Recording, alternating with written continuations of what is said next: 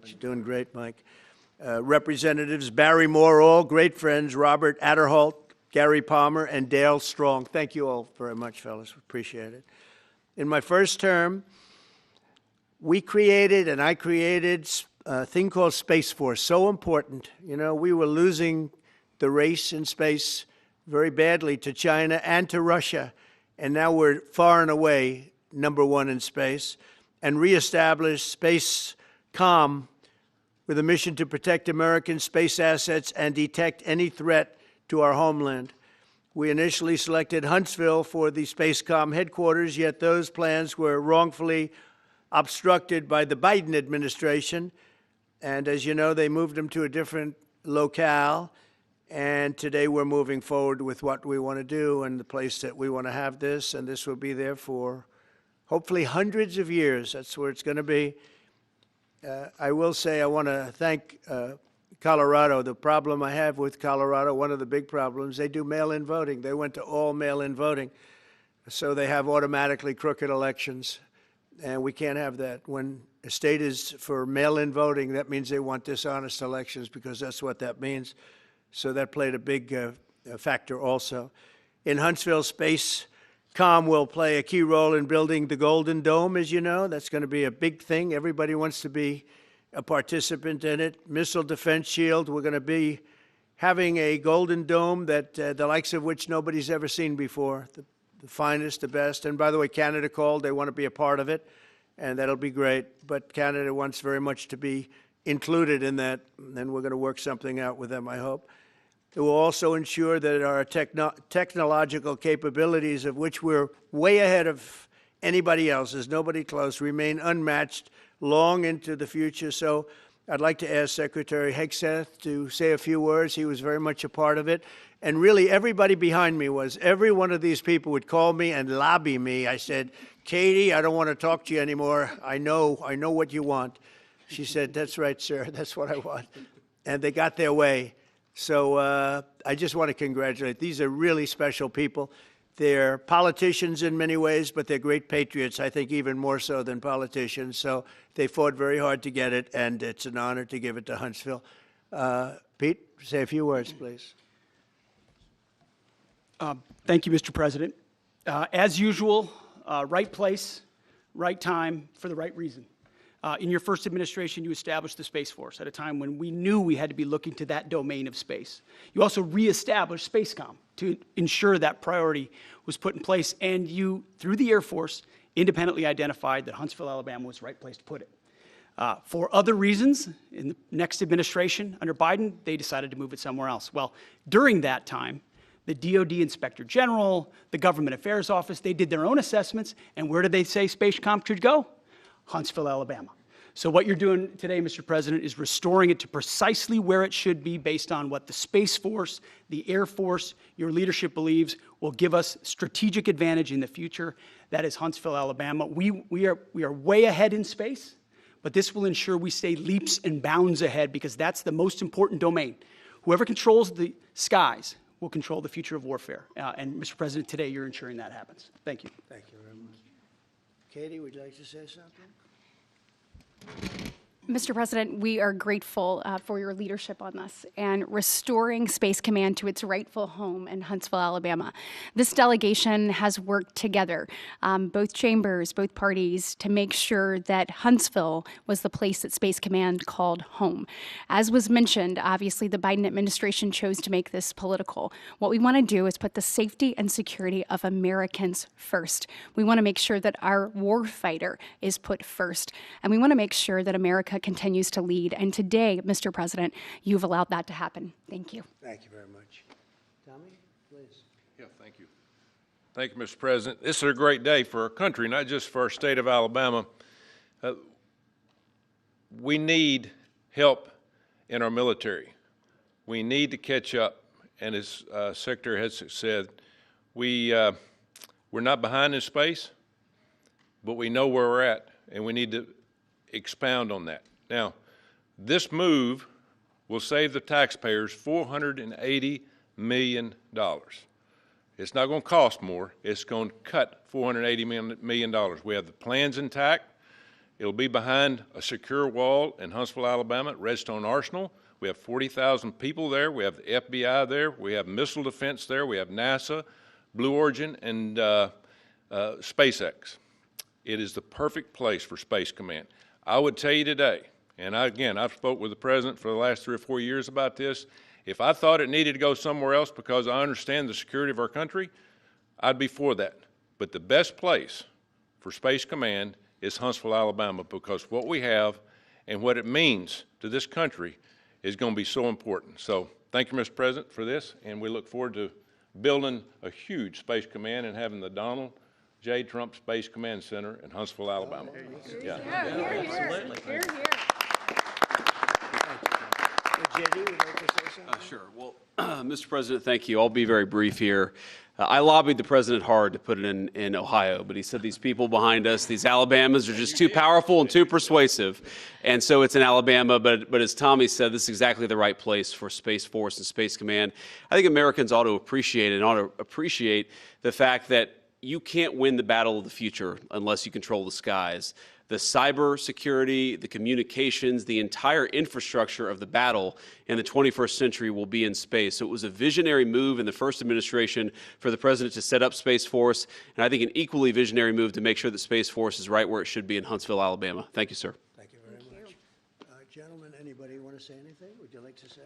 Mr. President, another promise made, another promise kept.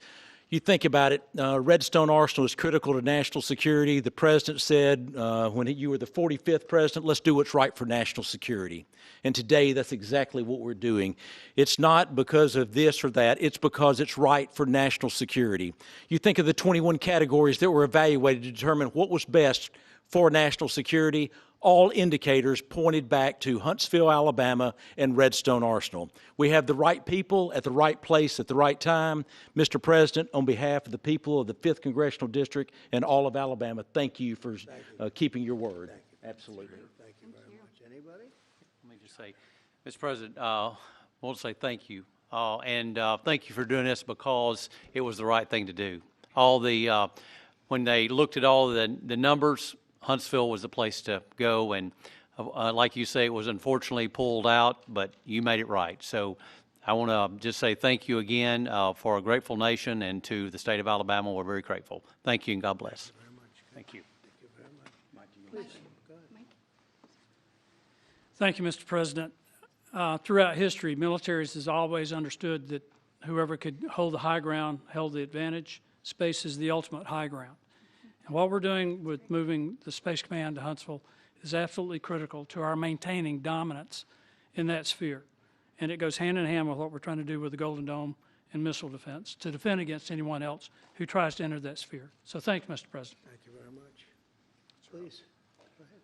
Thank you, Mr. President. And obviously, national defense is a huge issue. And when you look at the scores, Alabama was #1. And for political reasons, it was moved out of our state. But, Mr. President, thank you for making priorities the defense and the warfighter and the safety of this nation. And in the big, beautiful bill, that Golden Dome will be built in Huntsville, Alabama, and we're grateful for that. Thank you. Listen, as chairman of the Armed Services Committee, I care very much about what's most important for our national security. And the President held a nationwide competition to determine where we should have this command. If y'all remember, at the end of that competition, where Alabama came in first, there was a lot of complaints from the other states who did not place well. He said, we'll do it over with new criteria to accommodate your concerns. Alabama came in first in that second competition. His Secretary of the Air Force reviewed the results, said it was fair, and the President named Huntsville. It was the Biden administration that decided to make it political, even though his own Secretary of the Air Force said it was a fair competition and it should be in Huntsville. So I want you to know I appreciate this President standing up and being strong and saying he's going to make this right and put it where it rightfully belongs, and that's Huntsville, Alabama. Thank you very much. Good job. Appreciate it. So thank you all very much. You are going to leave me alone now? You're not going to call me anymore and talk about this subject, right? You promise? They'll start something else. But I just want to congratulate you. It's a very big deal. When you come out and when you leave the room, you'll see that we just, over the last few minutes, literally shot out a boat, a drug carrying boat, a lot of drugs in that boat. And you'll be seeing that, and you'll be reading about that. It just happened moments ago, and our great general, head of the Joint Chiefs of Staff, who's been so incredible, including what took place in Iran, knocking out potential nuclear power for a long time to come. I think within a month they would have had it if we didn't do what we did. But he gave us a little bit of a briefing, and you'll see. And there's more where that came from. We have a lot of drugs pouring into our country, coming in for a long time. And we just, these came out of Venezuela and coming out very heavily from Venezuela. A lot of things are coming out of Venezuela. So we took it out, and you'll get to see that after this meeting is over. Do you have any questions, please? Yeah, please. Thank you, Mr. President. Senator Tuberville talked about the cost savings Yeah. associated with this announcement.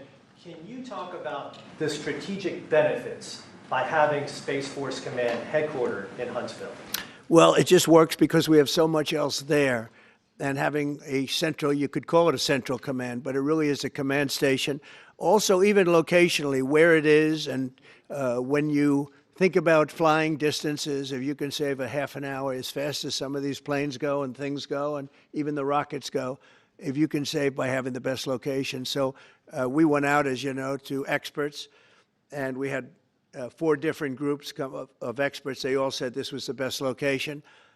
I also loved it from the standpoint, I know the people of Alabama, they are great people, work hard, and there's no games, and they're very proud of it. And I would say they fought harder for it than anybody else also. A lot of states, 5 states really wanted it, but they wanted it more. And I kid you not when I say that these people, they spoke to me a lot. That's all they wanted to talk about. They didn't want to talk about the weather. They only wanted to talk about moving to this location, moving to Alabama, Huntsville in particular. So we're honored to do it. They really wanted it badly, and they got it. Peter? President Trump, something completely different, but about a big viral social media trend over the weekend. How did you find out over the weekend that you were dead? You see that? No. People didn't see you for a couple days. 1.3 million user engagements as of Saturday morning about your demise. Really? I didn't didn't see see that. You know, I have heard, it's sort of crazy, but last week I did numerous news conferences, all successful. They went very well, like this is going very well. And then I didn't do any for 2 days, and they said, there must be something wrong with him. Biden wouldn't do them for months. You wouldn't see him. And nobody ever said there was ever anything wrong with him, and we know he wasn't in the greatest of shape. No, I heard that. I get reports. Now, you knew I did an interview that lasted for about an hour and a half with somebody, and everybody saw that was on one of your competitors. I did numerous shows and also did a number of truths, long truths, and I think pretty poignant truths. No, I was very active over the weekend. They also knew I went out to visit some people at the club that I own, pretty nearby on the Potomac River. And no, I've been very active actually over the weekend. I didn't hear that one. That's pretty serious stuff. I'm glad it's Well, it's fake news. You know, it's just it's so fake. That's why the media has so little credibility. I knew they were saying, like, is he okay? How's he feeling? What's wrong? I said, I just left. And it's also sort of a longer weekend, you know, it's Labor Day weekend. So I would say a lot of people know. I was very active this Labor Day. I had heard that, but I didn't hear it to that extent. Go ahead, Peter. We know that this country has a huge problem with school shootings. You have said that you're open to sending the National Guard pretty much anywhere. Would you ever consider sending an armed National Guardsman to every school? Well, we have a big problem with school shooting, but we also have thousands and thousands of schools that run perfectly. You know, they talk about you can do things construction-wise, and that's really, I think nobody knows more about construction than me. You can build the construction doors. You can build what they call safety doors, where they lock on the outside, the inside, and every place else. Well, but if one of these lunatics happens to get through, then the police can't get in. Then they're looking for keys all over the place, and it takes a lot of disadvantages to doing, spending billions and billions of dollars and actually making it safer in some way for some of these lunatics that we're dealing with. But I don't think so.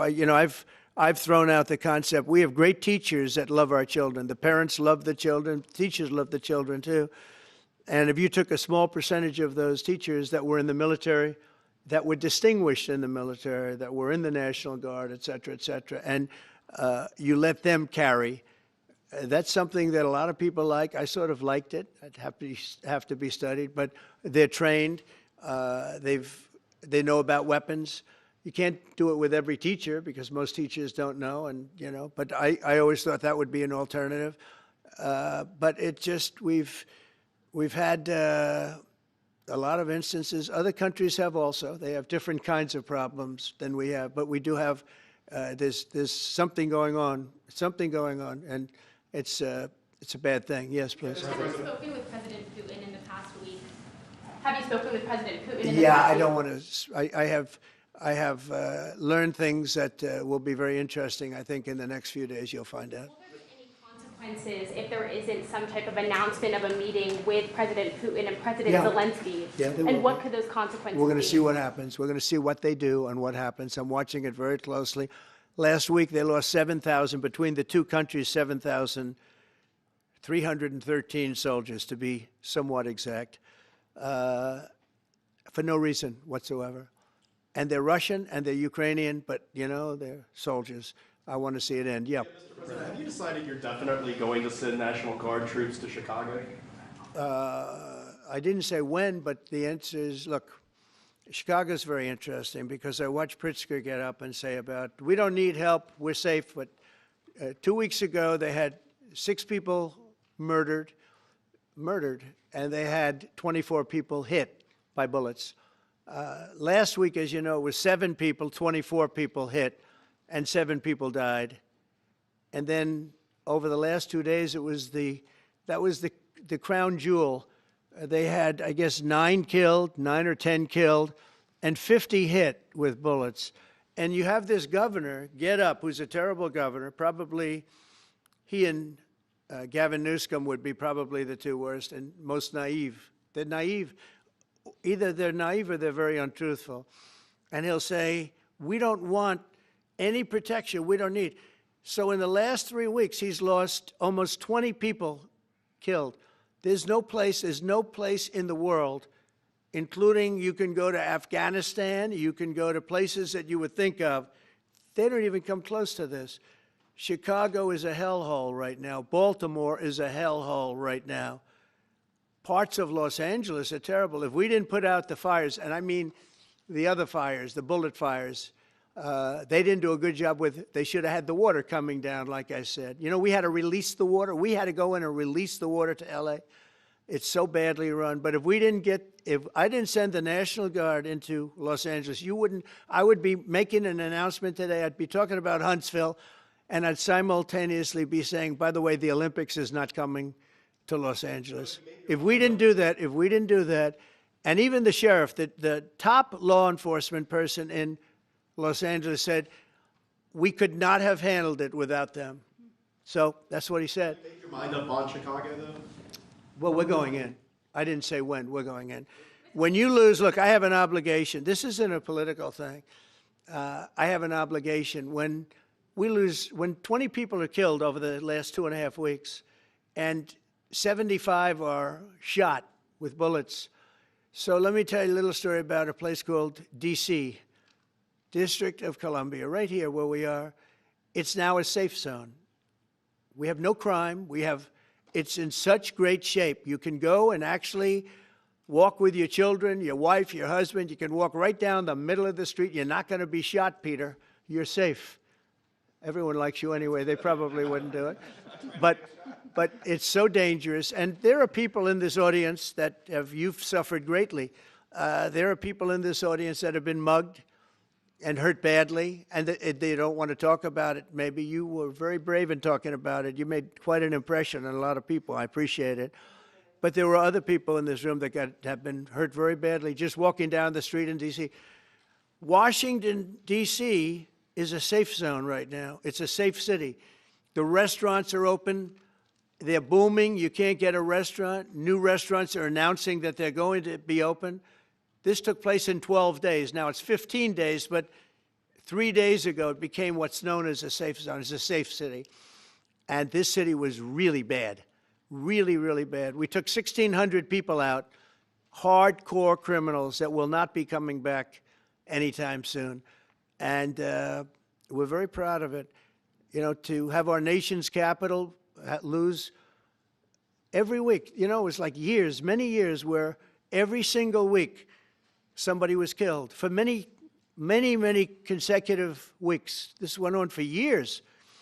And then we had, last week it was announced that nobody was killed last week.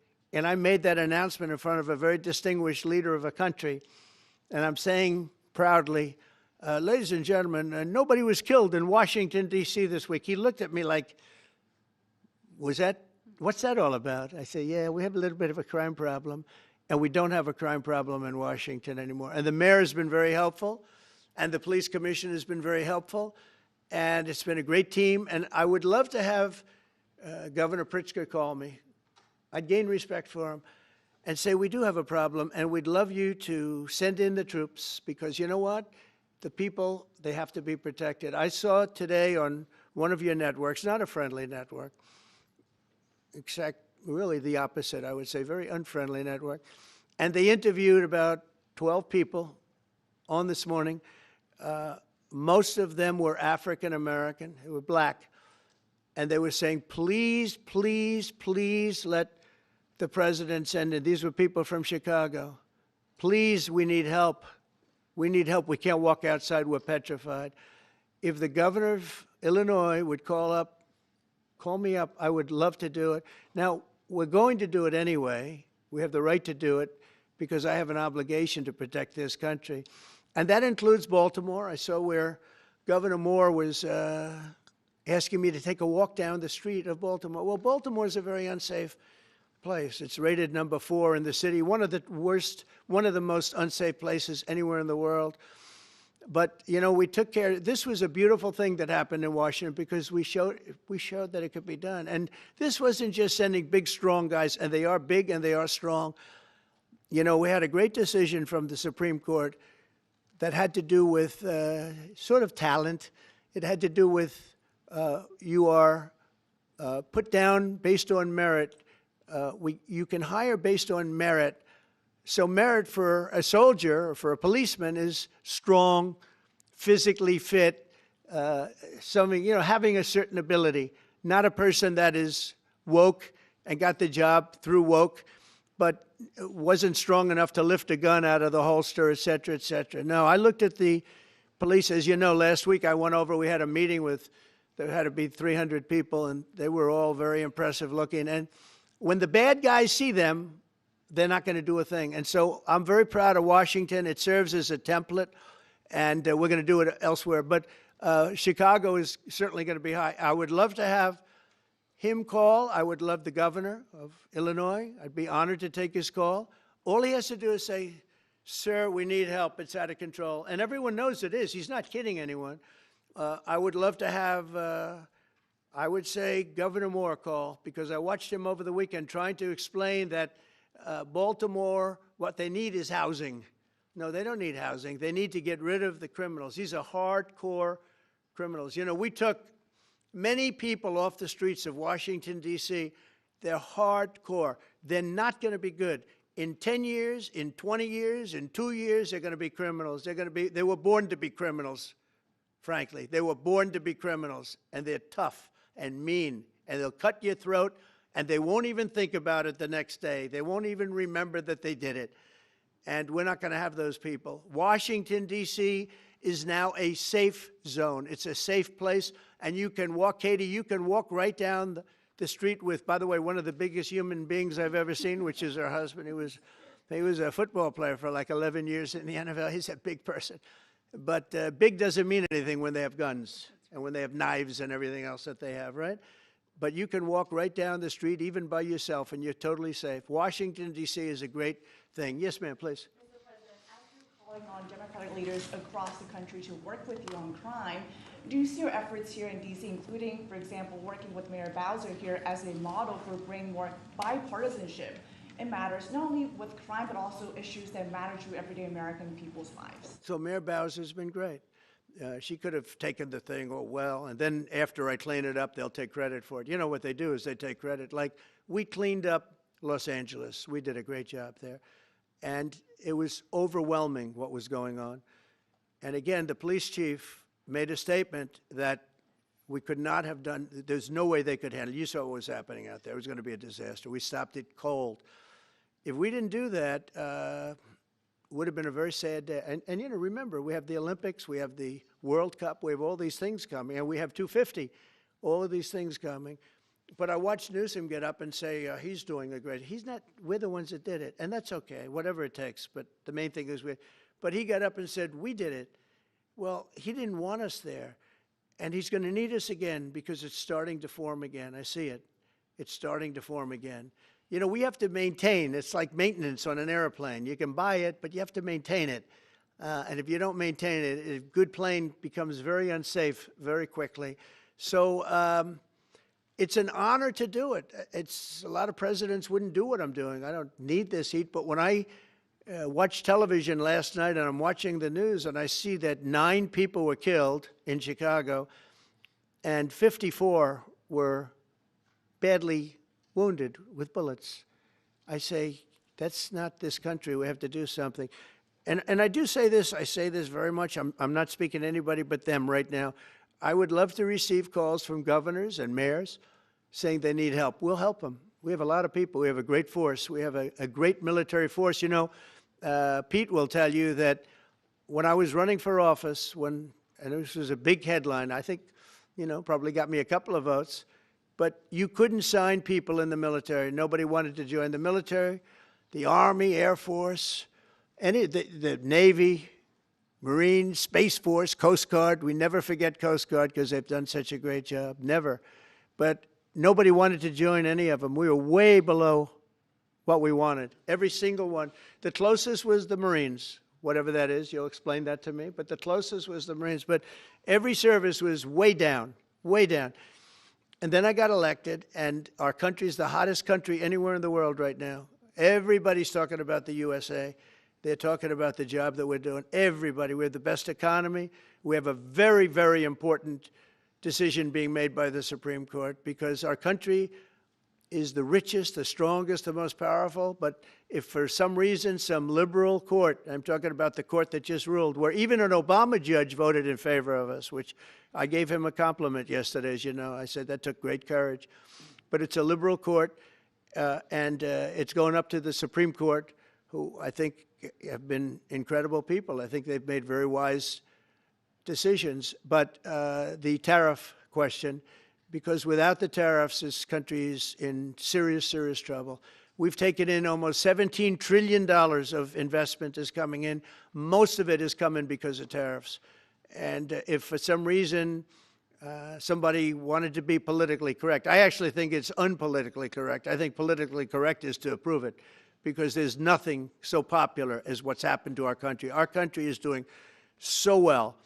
But we had a liberal court gave us a very shocking ruling, and that ruling is basically saying that the trillions of dollars that are pouring into our country, putting us in a position like no country is anywhere in the world, that they'd like to see us that taken away. By the way, a lot of the people behind that lawsuit, that particular, are from foreign countries. I might add. There's a video that is circulating online now of the White House where a window is open to the residents upstairs and somebody is throwing a big bag out the window. Have you seen this? No, that's probably AI generated. So Actually, you can't open the windows. You know why? They're all heavily armored and bulletproof. So that's a fake video? Well, it's got to be because I know every window up there. The last place I'd be doing it is that because there's cameras all over the place, right, including yours. No, but every window, I've never seen a window that's, in fact, my wife was complaining about it the other day. She said, love to have a little fresh air come in, but you can't. They're bulletproof. And number one, they're sealed, and number two, each window weighs about 600 pounds. You have to be pretty strong to open them up. No, that has to be, where was the window? Let me see.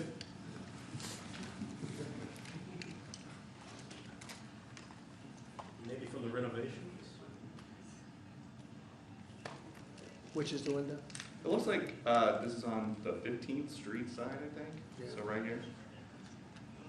Yeah, those windows are sealed. Those windows are they're all sealed. You can't open them. What you were saying regarding the federal. It's the kind of thing they do.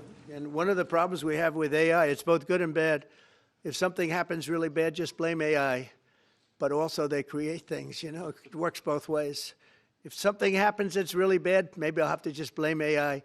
But there's truth to it because I see so many phony things. I saw something as I was growing up from the time I was a baby till now. I said, who did that? It was AI generated. So it's a little bit scary, to be honest with you. But those windows are all very heavily sealed.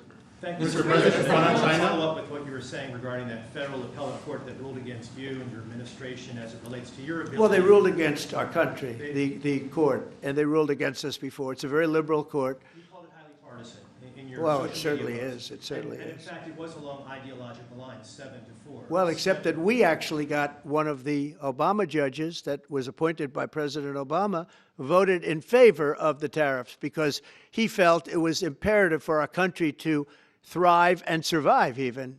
And I gave him credit. I said, you know what? That took a lot of courage for him to do it because you don't see that often. So my question is, I suspect you're going to appeal that all the way to the Supreme Court. Well, we already have, yeah. In fact, we're doing something else. We're going to be going to the Supreme Court, we think tomorrow, because we need an early decision. I mean, look, the financial fabric of our country, we're a rich, incredible country right now, and we're able to, you know, other countries use tariffs on us for years, and we never did. I did a lot during my first term, but then we had COVID, and we had to focus on other things. You couldn't be tariffing Italy, Spain, France, as they were dying by the thousands and millions. But we did with China, and China paid us billions and billions of dollars. And I started the process, but then I had to end it a little bit because of COVID. We focused on that. But no, it's a very important decision. And frankly, if they make the wrong decision, it would be a devastation for our country. We've taken in trillions of dollars. And by the way, all these countries signed agreements, as an example. They're all happy. Everybody's happy. But some whack job put in a lawsuit. It went before a very liberal court, and the liberal court ruled, it was 11, they ruled 7-4, with one of the most liberal of them all voting in our favor because they're patriots. I think I give tremendous credit to that judge. And now it's going to the Supreme Court. Now we're going to be asking for early admittance. We're going tomorrow, and we're going to ask for an expedited ruling because, you know, when you look at the stock market's down today, the stock market's down because of that, because the stock market needs the tariffs. They want the tariffs. If you look at AI, all of those, you know, all of that money that's going to be invested, trillions and trillions of dollars, the biggest thing, bigger than the internet, I suspect. It's the internet plus 3 or 4 other things combined. We are leading very substantially with AI. We're leading because of tariffs. We're leading because of talent, and this is where they'd like to be. But without the tariffs, we wouldn't have a chance because we wouldn't be able to protect those investments of the companies coming in. So if you took away tariffs, we could end up being a third world country. That's how big the ruling. So we're asking for an expedited ruling. As a backstop to that, President, you have a Republican-controlled Congress. You control the House. You control the Senate. Yeah, but we don't have 60 votes.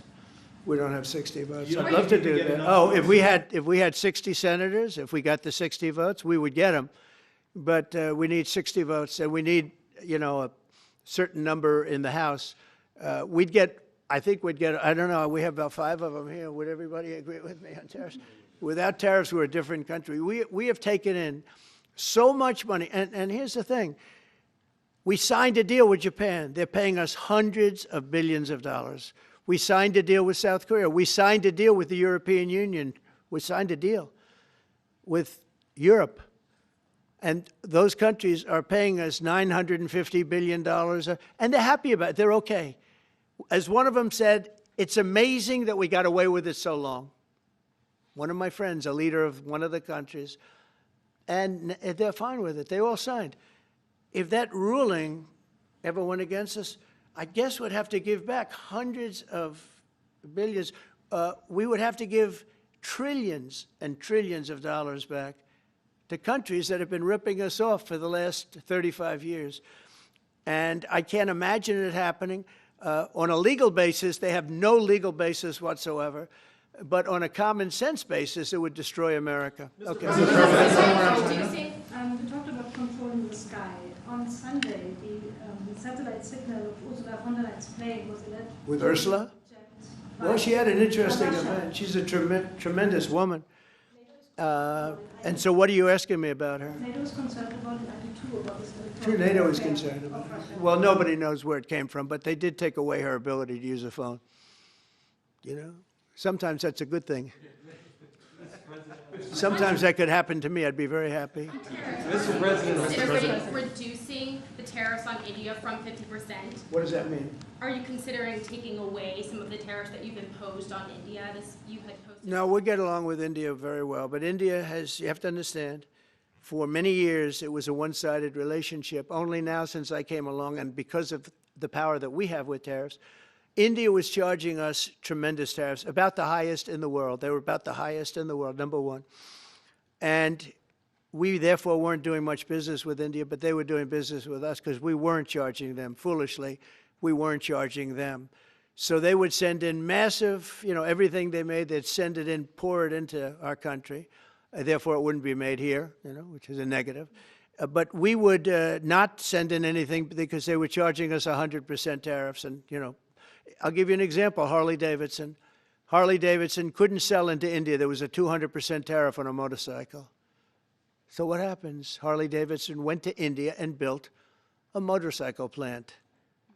And now they don't have to pay tariffs. Same thing as us. So what we're doing is literally thousands of companies are coming into the U.S., car companies, AI, but, more traditionally, car companies. We have so many car company factories under construction or being designed right now. And they're coming from China, they're coming from Mexico, I must tell you, and they're coming from Canada, a lot of them coming from Canada. But they're coming into our country because they want to build here.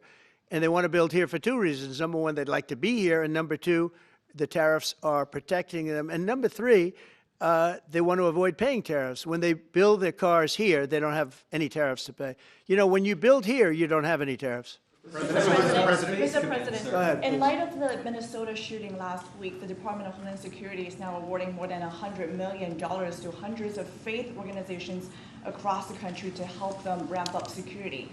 What's your vision for further protecting religious liberty across the country amid incidents of threats and So violence? religious liberty is so important, and we're talking about every religion now, and we're doing things on that nobody else has ever done, and we're going to be having a big announcement in about 2 weeks on that question. Yeah, please.